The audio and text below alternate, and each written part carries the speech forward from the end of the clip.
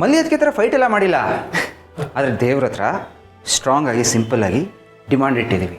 ಅದಕ್ಕೆ ಖುಷಿಯಾಗಿ ವಾಪಸ್ ಮನೆಗೆ ಬರಬೇಕು ಅಷ್ಟೇ. ಭೂಮಿಕಾ, ಖಂಡಿತವಾಗಿ ಖುಷಿಯಾಗಿ ಮನೆಗೆ ಬರ್ತೀಯಮ್ಮ. ಯಾಕೆ ಗೊತ್ತಾ, ಅರ್ಧ ಗಂಟೆ ದೇವ್ರ ಮುಂದೆ ಬೇಡ್ಕೊಂಡಿದ್ದಾನೆ. ಪಾರ್ಥ, ನೀನು ದೇವಸ್ಥಾನಕ್ಕೆ ಹೋಗಿದ್ಯಾ?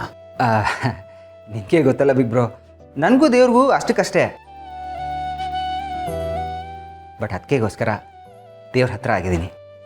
ಬಿಗ್ ಬ್ರೋ, ಕೆಲಸ ಆಗಬೇಕು ಅಂದರೆ ಕೈಕಾಲು ಹಿಡಿಲೇಬೇಕಲ್ವಾ? ಹೇಗೆ ನಾನು ಸೂಪರ್ ಅಲ್ಲ?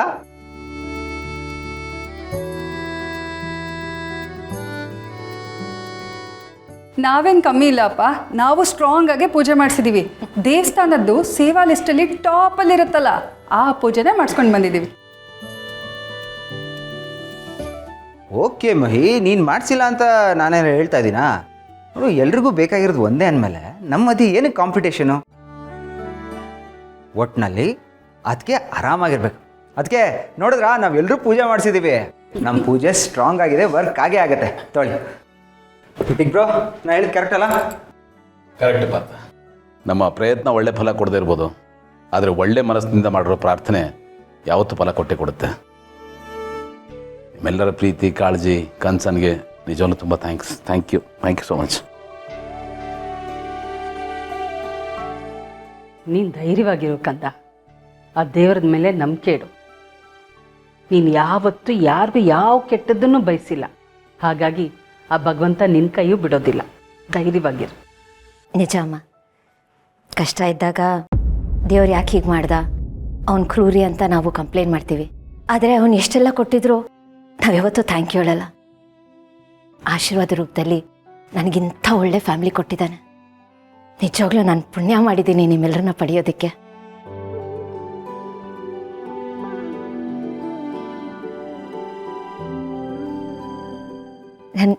ನನಗೇನು ಹೇಳಬೇಕಂತ ಗೊತ್ತಿಲ್ಲ. Thank you so much.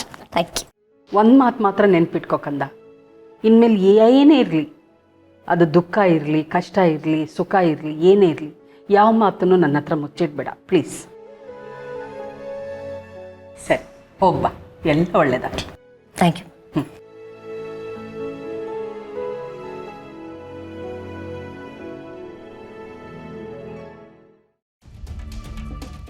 Report ಬರೋಕ್ಕೆ ಮುಂಚೆನೇ ಸಂಭ್ರಮ. ರಿಪೋರ್ಟ್ ಬರಲಿ, ಆವಾಗ ನೋಡೋಣ.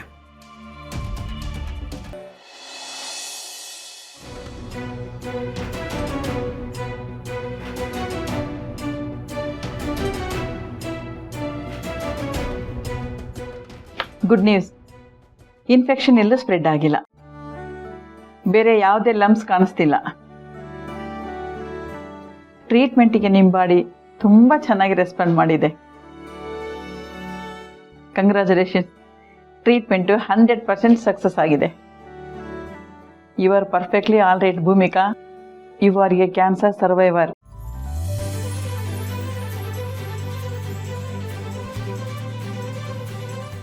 Thank you so much. Thank you. ನಿಜ ಹೇಳ್ಬೇಕಂದ್ರೆ ನಾನು ಈ ಟ್ರೀಟ್ಮೆಂಟ್ಗೆ ಒಪ್ಕೊಂಡಿರಲಿಲ್ಲ. ಇವರೇ ನನಗೆ ಒಪ್ಸಿದ್ದು.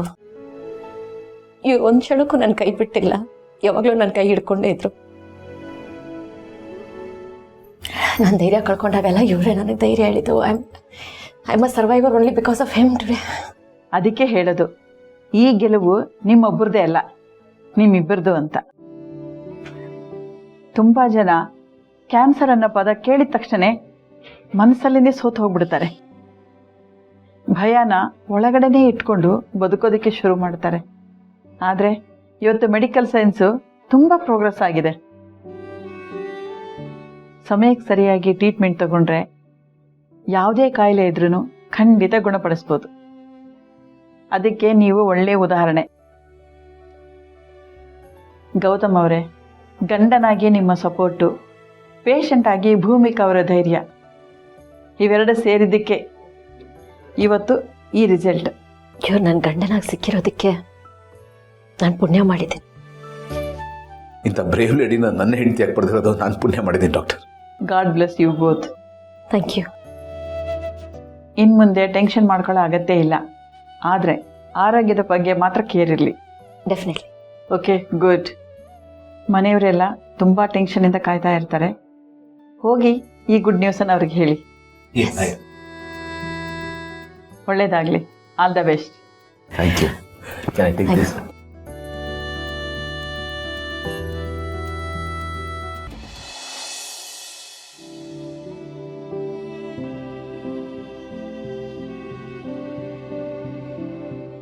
ಚಿಕ್ಕದ್ಕೆ ಏನು ತುಂಬ ಡೀಪಾಗಿ ಯೋಚನೆ ಮಾಡ್ತಾ ಇದ್ದೀರಲ್ಲ? ಏನೂ ಇಲ್ಲ. ನೀವೇನಿಲ್ಲ ಅಂದ ತಕ್ಷಣ ನಾನು ನಂಬಿಡ್ಬೇಕಾ? ನಿಮ್ಮ ಫೇಸ್ ನೋಡಿದ್ರೆ ಹೇಳ್ಬೋದು ನೀವೇನೋ ತುಂಬ ಡೀಪಾಗಿ ಯೋಚನೆ ಮಾಡ್ತಾ ಇದ್ದೀರ. What happened?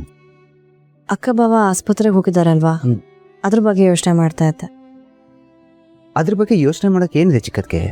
ದೇವ್ರ ದಯೆಯಿಂದ ಒಳ್ಳೆ ರಿಪೋರ್ಟೇ ಬರುತ್ತೆ. ಅಕ್ಕವ್ರಿಗೇನೂ ಆಗಿರಲ್ಲ ಅಂತ ಅನಿಸ್ತಾ ಇದೆ. ಆದರೆ ಮನ್ಸನ್ನೆಲ್ಲೋ ಮೂಲೆಯಲ್ಲಿ ಈ ಭಯ ಮಾತ್ರ ಬಿಟ್ಟು ಹೋಗ್ತಾ ಇಲ್ಲ. ಭಯನಾ? ಏನು ಭಯ ಚಿಕ್ಕದ್ಕೆ? ಡಾಕ್ಟರ್ ಹೇಳಿದ ಮಾತು ನೆನಪಾಗತ್ತೆ ಪಾರ್ಥವ್ರೆ, ಇನ್ನೂ ಯಾವುದೂ ಮುಗ್ದಿಲ್ಲ, ಇನ್ನೂ ಚೆಕಪ್ ಆಗಬೇಕು ಅಂತ. ಕ್ಯಾನ್ಸರ್ ಸೆಲ್ಸ್ ಇರ್ಬೋದು ಅನ್ನೋ ಒಂದು ಮಾತು ಸಾಕು. ನಾವೆಷ್ಟೇ ಧೈರ್ಯವಾಗಿರ್ತೀವಿ ಅಂತ ಅಂದ್ಕೊಂಡ್ರು ಒಂದು ಕ್ಷಣಕ್ಕೆ ಮನ್ಸು ನಡ್ಕೋಗತ್ತೆ. ಹೌದು ಚಿಕ್ಕದ್ಕೆ, ಆ ಥರ ಆಗೋದು ನಿಜ. ಆದರೆ ಬಿಗ್ ಬ್ರೋ ಮತ್ತು ಅದಕ್ಕೆ ತುಂಬಾ ಕಾನ್ಫಿಡೆಂಟ್ ಆಗಿದ್ದಾವೆ. ನಾವು ಅಷ್ಟೇ ಧೈರ್ಯವಾಗಿರ್ಬೇಕಲ್ವಾ? ನಾವು ಧೈರ್ಯವಾಗಿದ್ದು ಅವ್ರಿಗೆ ಧೈರ್ಯ ಕೊಡಬೇಕು. ಅವ್ರು ಧೈರ್ಯವಾಗೇ ಇದ್ದಾರೆ. ಯಾಕೆ ಅಂತಂದರೆ ಒಬ್ರಿಗೊಬ್ರು ಆಶ್ರಯ ಆಗಿದ್ದಾರೆ. ಆದರೆ ದೂರದಿಂದ ನೋಡೋ ನಮಗೆ ಅವರ ಆ ಧೈರ್ಯನೇ ನಮಗೆ ಭಯ ಆಗೋ ಥರ ಮಾಡುತ್ತೆ. ಭಾವ್ನವರು ಅಕ್ಕವ್ರನ್ನ ಈ ಟ್ರೀಟ್ಮೆಂಟಿಗೆ ಒಪ್ಸೋಕೆ ಎಷ್ಟೊಂದೆಲ್ಲ ಕಷ್ಟಪಟ್ಟರು. ಒಂದು ಕ್ಷಣ ಕೂಡ ಅವ್ರನ್ನ ಬಿಟ್ಟಿರ್ತಿರ್ಲಿಲ್ಲ, ಅವ್ರ ಜೊತೆಗೇನೆ ಇದ್ದರು. ಅಕ್ಕವರು ಅಷ್ಟೇ ಎಷ್ಟೊಂದೆಲ್ಲ ಕಷ್ಟ ಅನುಭವಿಸಿದ್ರು. ಮಕ್ಕಳ ಕಡೆ ಕೂಡ ಗಮನ ಕೊಟ್ಟಿಲ್ಲ. ಭಾವ್ನವರು ಆಫೀಸ್ ಕಡೆ ಕೂಡ ಗಮನ ಕೊಟ್ಟಿಲ್ಲ. ಅವರಿಬ್ಬರು ಲೈಫು ಈ ಕಾಲ ಸುತ್ತಲೇ ಸುತ್ತಾಡ್ತಾ ಇತ್ತು. ಇಷ್ಟೆಲ್ಲ ಆದಮೇಲೂ ಆ ದೇವ್ರು ಇನ್ನೂ ಅವ್ರನ್ನ ಪರೀಕ್ಷೆ ಮಾಡ್ತಾನೆ ಅಂತಂದರೆ ಅದನ್ನು ನೋಡೋ ಶಕ್ತಿ ನನಗಿಲ್ಲ ಪಾರ್ಥವ್ರೆ. ಅದು ನಿಜಾನೇ ಚಿಕ್ಕದ್ಕೆ. ನೋಡಿ, ಮನುಷ್ಯ ಅಂದಮೇಲೆ ಭಯ ಆಗೋದು ಸಹಜ. ಆದರೆ ಆ ಭಯ ನಮ್ಮ ಮನಸ್ಸನ್ನು ಸಂಪೂರ್ಣವಾಗಿ ಆವರಿಸ್ಬಾರ್ದು. ನಾವು ಹೋಪ್ಸ್ ಕಳ್ಕೊಳ್ಳೋ ಥರ ಮಾಡಬಾರ್ದಲ್ವಾ? ನೋಡಿ, ಇವತ್ತೇನೇ ರಿಸಲ್ಟ್ ಬಂದರೂ ಅದನ್ನು ಫೇಸ್ ಮಾಡೋದು ಅಣ್ಣ ಅದಕ್ಕೆ ಮಾತ್ರ ಅಲ್ಲ, ನಾವು ಜೊತೆಗಿದ್ದೀವಿ. ಅದು ಗೊತ್ತು. ನೋಡಿ, ಅದಕ್ಕೆ ಇಷ್ಟು ದೊಡ್ಡ ಫೈಟ್ನ ಗೆದ್ದು ಇಲ್ಲಿ ತನಕ ಬಂದಿದ್ದಾರೆ. ಈ ಲಾಸ್ಟ್ ಸ್ಟೆಪ್ನ ಅವ್ರು ದಾಟ್ತಾರೆ. ನಂಬೋಣ ಚಿಕ್ಕಕ್ಕೆ, ಧೈರ್ಯವಾಗಿ ನಂಬೋಣ. ಈಗ ನಾವು ಮಾಡಬೇಕಾಗಿರೋದು ಅಷ್ಟೇ. ಹೇಳೋದು ತುಂಬ ಸುಲಭ ಪಾರ್ಥವ್ರೆ, ಆದರೆ ಕಾಯೋದು ತುಂಬ ಕಷ್ಟ. ಒಂದ್ಸಲ ಫೋನ್ ರಿಂಗ್ ಆದ್ರೂ ಭಯ ಆಗತ್ತೆ. ಏನು ರಿಪೋರ್ಟ್ ಬಂದಿದೆಯೋ, ರಿಪೋರ್ಟಲ್ಲಿ ಏನಿದೆಯೋ ಅಂತ. ಇದೊಂದು ಸಲ ದೇವರು ರಿಪೋರ್ಟಲ್ಲಿ ಏನೂ ತೊಂದರೆ ಇಲ್ಲ ಅಂತ ಬರೋ ಥರ ಮಾಡಿದರೆ ಸಾಕು. ಆ ದೇವ್ರ ನಾನು ಕೇಳ್ಕೊಳ್ಳೋದು ಅಷ್ಟೇ ಪಾರ್ಥವ್ರೆ.